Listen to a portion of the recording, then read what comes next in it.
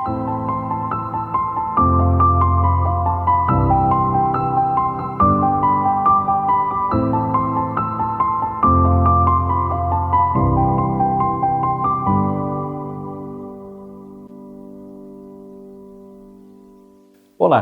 tudo bem com você? Eu espero que sim. Eu sou o Fábio Costa e esse, como em todas as quintas-feiras, é o TBT da TV, do Observatório da TV aqui no seu canal do YouTube, no qual eu peço sempre que você se inscreva. Se não tiver ainda feito a sua inscrição, ative as notificações para não perder nenhum novo vídeo que a gente trouxer aqui para você. Fazemos tudo com muito carinho, especialmente para os nossos aí mais de 21 mil inscritos já, né? Muito obrigado a todos vocês. E também relembro que você também tem os conteúdos do Grupo Observatório disponíveis no SoundCloud, no Google Podcasts ou na sua plataforma digital de áudio preferida. Pode procurar, tá bom? O tema do TBT da TV desta semana é uma novela que em 2020 completou 40 anos da sua estreia e que, como Lua Cheia de Amor, da qual nós falamos semana passada, nos seus 30 anos, né? Nesses 40 anos, a novela que é o tema dessa semana também nunca foi reprisada, apesar de ter feito muito sucesso quando foi exibida, como todas as novelas da sua autora, Janete Claire, né? Eu estou falando de Coração Alado, cujo primeiro capítulo foi exibido no dia 11 de agosto de 1980, uma novela das 8, como quase todas as da Janete, né? Dirigida por Roberto Thalmann, com quem ela já havia trabalhado em Pai Herói, no ano anterior, 79, né? E dirigida por Paulo Ubiratã, né? Foi a primeira e única novela da Janete Claire que o Paulo Ubiratã dirigiu. Ele também esteve presente em Eu Prometo, que é uma novela dela, a última, né? Em 83, mas ele era supervisor, né? Tinha ali uma participação, claro, né, na cara da novela, mas quem dirigia efetivamente era a dupla formada por Denis Carvalho e Luiz Antônio Piat. Então nós podemos dizer que Coração Alado foi a única novela da Janete Claire que o Paulo Ubiratã dirigiu. Ele que era um diretor muito talentoso, muito hábil, muito bom para escalar elencos, né? E tanto ele quanto Roberto Thalmann, infelizmente, já são falecidos, né? A novela tinha como protagonista um escultor, né? Um artista plástico, Juca Pitanga, que era interpretado por Tarcísio Meira. Juca Pitanga era de uma cidade chamada Tracunhaém, no estado de Pernambuco. E ele resolve deixar a sua terra natal com a família toda e ir para o Rio de Janeiro em busca de ajuda para se instalar na cidade do homem que comprava as obras dele e trazia para galerias de arte, enfim, no Rio de Janeiro, né? E lucrava muito em cima dele, inclusive. Leandro Serrano, que era o personagem de Neila Torraca. Então, ciente do seu talento, da sua capacidade, do seu valor artístico, que inclusive havia despertado a atenção de um homem como esse Leandro Serrano, o Juca Pitanga resolve deixar Tracunhaém e ir para o Rio com a sua mãe, a Dora Dalva, né, que era Yara Salles, e os seus irmãos Anselmo, Paulo Figueiredo e Aldeneide, que era a Simone Carvalho. Eles tinham um outro irmão, né, interpretado pelo Carlos Vereza, o Gabriel, que já havia ido para o Rio de Janeiro alguns anos antes e estava sumido. Eles queriam reencontrar esse irmão também, que havia se metido em alguns problemas com a polícia, era perseguido pela polícia, devido a uma armação de, ironicamente, o seu próprio tio, né? O tio deles, que era o Rômulo, papel do Jonas Mello, recentemente falecido, né? O Rômulo tinha uma casa funerária que, na verdade, escondia um cassino clandestino e era ligado a figuras assim pouco recomendáveis, de maneira que ele acabou enredando o sobrinho, o próprio sobrinho, em tramóias que faziam com que ele fosse perseguido pela polícia, né? Essa família, a família Pitanga, deixa Pernambuco, vai para o Rio de Janeiro, é muito maltratada pelo Leandro Serrano, que não se sente nem um pouco obrigado a ajudá-los, né? E eles acabam não ficando na casa dele, para onde vão de mala e cuia, e se instalam na pensão da Dona Nina, que é a personagem da Yolanda Cardoso, né? Onde o Juca conhece aquele que vai ser o seu par romântico, a moça por quem ele se apaixona na novela, que é a Vivian, interpretada pela Vera Fischer, né? A Vivian é irmã de Melissa, personagem da Joana Fon, que é casada com o Leandro, o Ney La Torraca, né? E Leandro, na verdade, não gosta de Melissa. Ele tem quase que uma obsessão pela Vivian, né? Assedia muito essa cunhada, enfim, né? Juca e Vivian se apaixonam, se interessam um pelo outro. Mas por essa mesma época, ao arrumar um emprego na empresa de cerâmica da família Carani, né? Que é liderada pelo Alberto Carani, o Valmor Chagas, né? Ele acaba conhecendo, por intermédio da amiga de Vivian, Roberta, que é a Nívia Maria, filha, uma das filhas do Alberto Carani, né? Ele acaba conhecendo uma outra filha desse milionário, a Camila, ou Catuxa, que é o personagem da Débora Duarte, né? Inicialmente os dois têm ali umas faíscas, né? Porque ela não gosta muito do jeito do Juca e tudo, mas acaba tremendamente apaixonada e resolve promovê-lo na sua carreira como marchand no mundo das artes, né? Daí, inclusive, vem o nome que a novela quase teve, Vernissage, né? E por pouco ela também não teve o título de O Grande Salto, mas ganhou o nome de Coração Alado, quando a música tema escolhida para ela, que é do Raimundo Fagner, né, foi ouvida por Boni e por Jeanette Claire, e a música se chama Noturno, não é?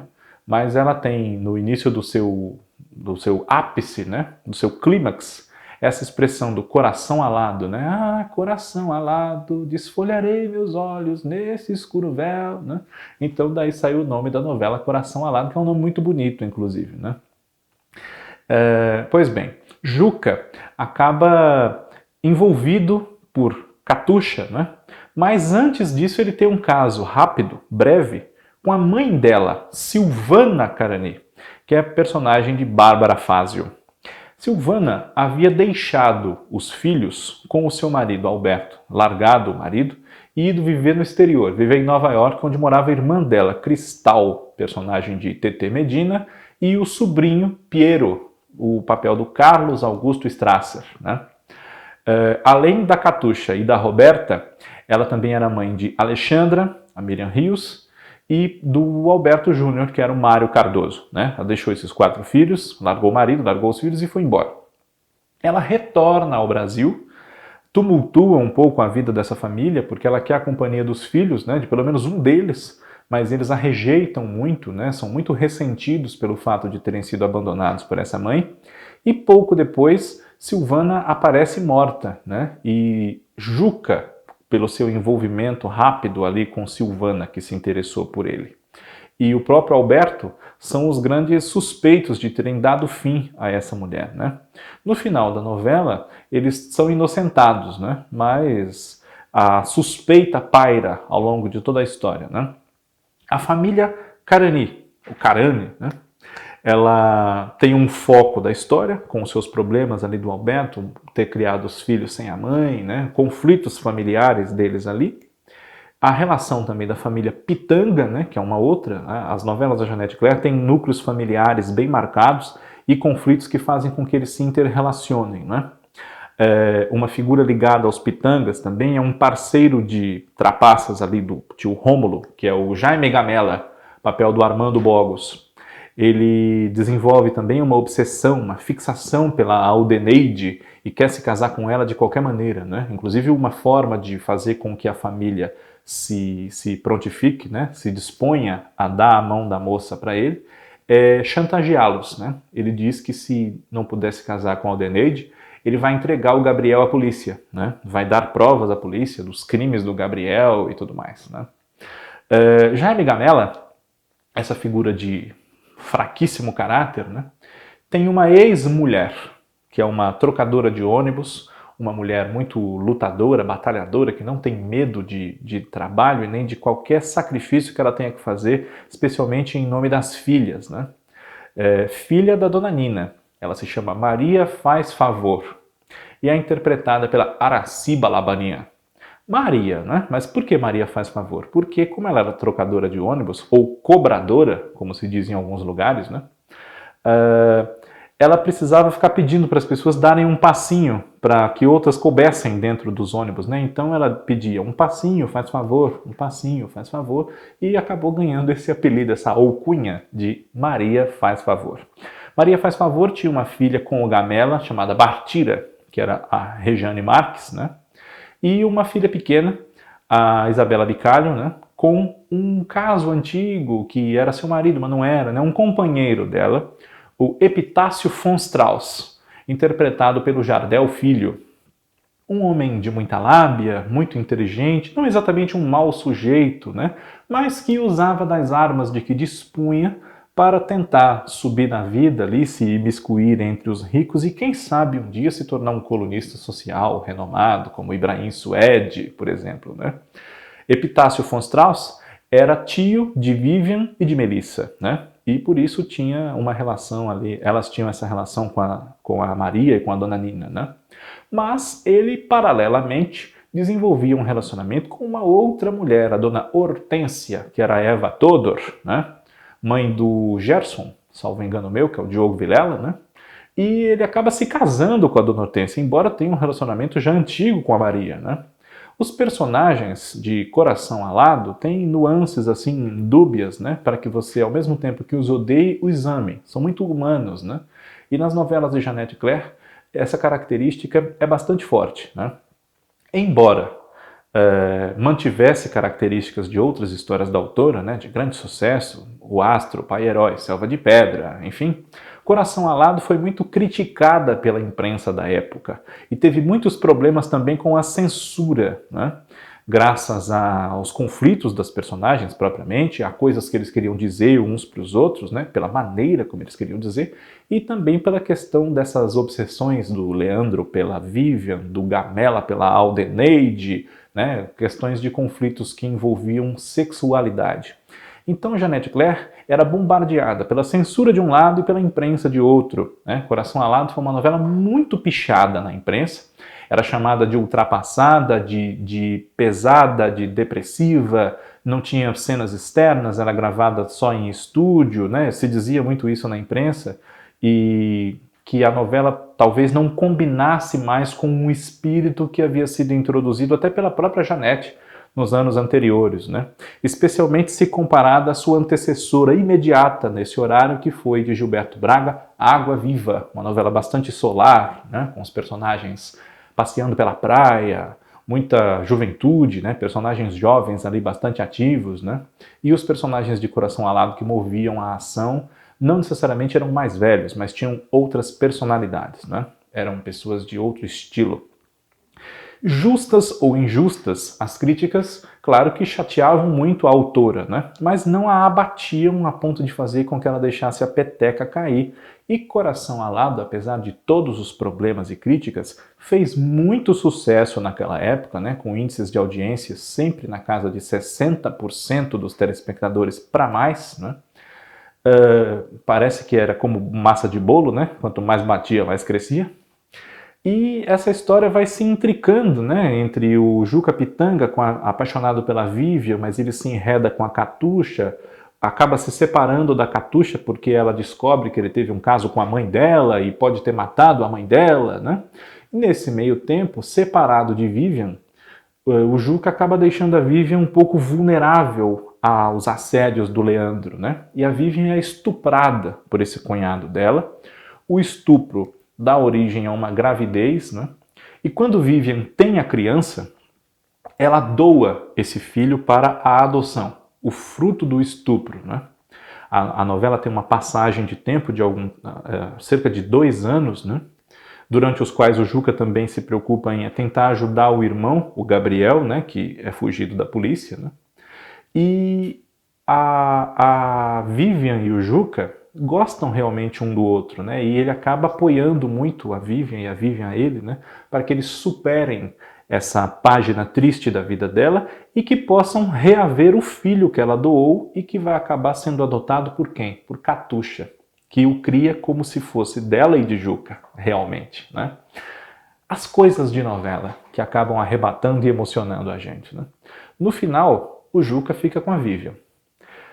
Não só porque esse era o final que a gente podia esperar, né? Mas porque a Catuxa morre, né?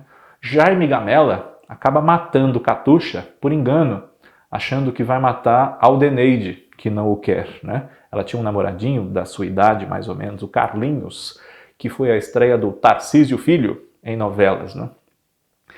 Coração Alado é uma novela que, além de uma trama que envolveu o público, cativou, né, de Juca com Vivian, com Catuxa e a família Carani, e também o romance que surge entre o perseguido Gabriel e Roberta, mas que depois que não dá certo, ela acaba se casando com o seu mentor, uma pessoa que era muito mais um amigo do que uma paixão, o Dr. França, que era o Leonardo Vilar, né? Coração Alado tem também uma temática interessante, que é a de um suposto incesto existente entre a Alexandra e o Piero, né? Eles são primos, né? Piero, filho de Cristal, e Alexandra, filha de Silvana, as duas irmãs, né? E isso não impediria nenhum romance entre eles, né? Tem algumas famílias que impedem, mas no caso ali não era bem isso que pegava, né? É que, na verdade, suspeitava-se, né, de que, e depois isso se confirma, né, que na verdade Piero não era filho do marido de Cristal, e sim de Alberto, que se casou com Silvana, mas havia tido um romance com o Cristal do passado. Então, os dois meninos são irmãos, né? A Alexandra e o Piero, eles não podem se casar, não podem ter um relacionamento. Só que depois desvenda-se que Piero de fato é filho de Alberto, mas Alexandra não. Alexandra é filha de Ronaldo, também um amor do passado, um amante de Silvana, que é interpretado pelo ator Fernando José, que se você viu O Pai Herói, deve se lembrar, ele aparece na novela no papel de Mário Renner, o empresário incentivador do talento de Carina Elizabeth Zavala nos palcos, como bailarina, né? Coração Alado é uma novela que, nesses 40 anos, como eu disse, não foi reprisada, mas poderíamos ter a chance de revê-la, né? Caso ela exista inteira. Parece que pelo menos um dos capítulos foi apagado propositalmente, porque tem uma cena polêmica de um ato de masturbação da Catuxa, quando ela está rompida com o Juca, né? Depois de muitos problemas entre eles, ali já perto do fim da novela, né? A Débora Duarte, né? A personagem dela se masturba em cena. E reza a lenda que esse capítulo foi apagado e que as cópias do script também e não existe mais, enfim, né? Então, pelo menos esse capítulo consta que não existe mais. Mas uma reprise da novela, se isso for possível, seria muito bem-vinda, não só pela história ou pelo elenco, que são muito bons, mas também pela trilha sonora, que é muito bonita e conta, além de Raimundo Fagner, com Elis Regina, Moda de Sangue, que depois voltou em Torre de Babel, né? Maria Bethânia, Joana, e uma música muito bonita cantada por Toquinho e Vinícius que faleceu naquele ano, 1980, né? Chamada Escravo da Alegria, né? Por essas e outras, Coração Alado vale a pena ver de novo, se a gente tiver essa oportunidade um dia, né? Ver de novo quem já viu, ou nós que somos mais jovens, poder conhecer essa novela da Janete Clerc, que só por ser dela, eu já espero que seja boa, de antemão. TBT da TV volta na próxima semana. Um grande abraço a todos, obrigado pela audiência e até lá.